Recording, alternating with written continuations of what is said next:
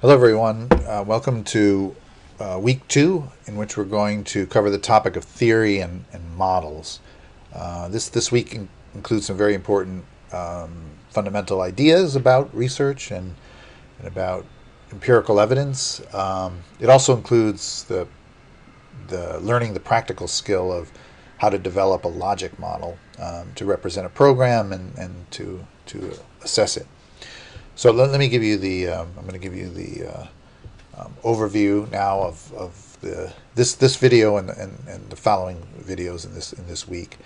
We're going to begin with just defining what a theory is and what a model is, and we're going to use the be introduced to the tool of path diagrams, which are are a way to represent a model, but also they become a fundamental tool that we will use throughout the course to think about uh, a broad range of issues such as cause and effect and so on. We're going to define the notion of a variable and the relationships between variables, which is often sort of the way in which models and theories appear. And in particular, focus on identifying the independent and dependent variable in a theory or a model. We're going to consider also positive and negative relationships and practice identifying those. Uh, we'll look also at the notion of a unit of analysis, the concept of a unit of analysis, which refers to the data that's used to test a model. And then we'll practice the skill of creating a logic model to represent a program. Okay, so what is a theory? The term is used a lot in informal conversation as something being theoretical, or it's just a theory, uh, and it sometimes has a kind of um, a connotation of something that's sort of not practical or realistic. But in research and in science more generally, a theory is a very important part of the process. A theory is really a explanation or a notion of how the world works, and it's not necessarily proven, but it's a starting point. We need some ideas about how things might work in order to begin investigating the world. So let's look at what a theory does for researchers or for us if you're using research. Um, well, first of all, a theory identifies key variables. So it helps us identify what concepts are important to measure. In the textbook, we give the example of the broken windows theory, which focuses on the uh, causes of crime. And one of those potential causes is the phenomenon of social disorder. And so that's a variable, social disorder, that's identified by the theory.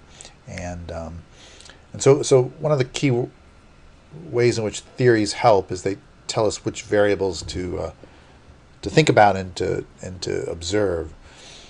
Theories also tell causal stories. They explain, they're about causation or how things happen.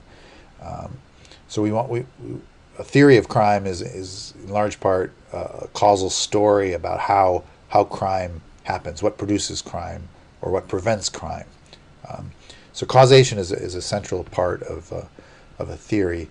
Often theories focus on just one cause at a time. It's pretty difficult even just to show one causal relationship. So it's often a focus on one cause, but there are theories that have multiple causes as well. We'll begin with the simpler case of a single cause. And then theories explain variation. One of the things they do is they explain why an outcome or a variable varies. And so it's important to think of what that means. What does variation mean? Well, there's longitudinal variation and cross-sectional variation. Those are two main forms of variation. And just to illustrate with the example of crime again, here's a figure from the book. This is New York City's murder rate over several decades. And what you can see is that the murder rate varies. It starts out at around 26 here. It drops. It goes up quite a bit in 1990. drops in 1995 and keeps dropping into the new millennium. So the this up and down pattern, or the decline since the 1990s, is a variation in the rate of crime over time, particularly the rate of murders over time. So a theory explains variations. One of the questions is, well, what explains that change in the crime rate, that variation in the crime rate in New York City over these years? So a good theory should help us explain, for example, this decline in crime since 1990. What explains that variation? So that's longitudinal variation, because it takes place over time. There's another kind of variation is cross-sectional variation. This again is murder rates, but now we're comparing several large cities in the United States at one point in time. This is data from 2010. And you can see New York City's murder rate at 6.6, but Chicago has a much higher murder rate, and Philadelphia has an even higher murder rate. So another way to think about a theory is it explains variation across space, in a sense, across locations at one point in time. So what would explain why New York has a much lower murder rate than Houston and Philadelphia, for example, or Chicago and Philadelphia? Why do some cities experience a high rate of murder, and other cities only experience a low rate of murder? So a theory about what causes crime would help explain that variation.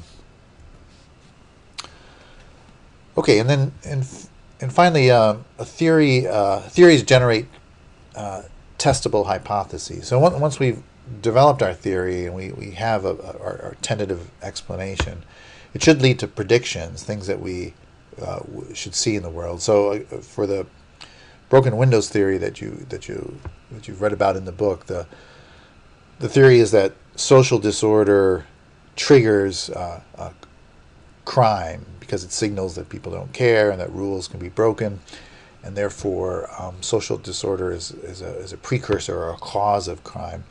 This would suggest that if we could do something to reduce social disorder, then we ought to see a reduction in crime. That's a kind of a prediction, a sort of a hypothesis. So if we reduce social disorder, then we should see a reduction in crime. So theories generate predictions or testable hypotheses.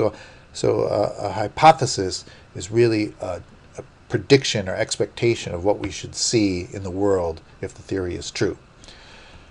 Finally, theories often, not always, but often, especially in applied social research, theories often focus on modifiable variables.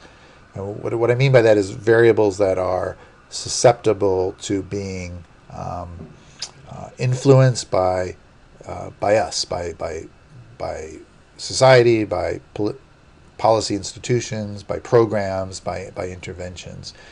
So, for example, we might have a theory that, let's say, the weather influences crime, right?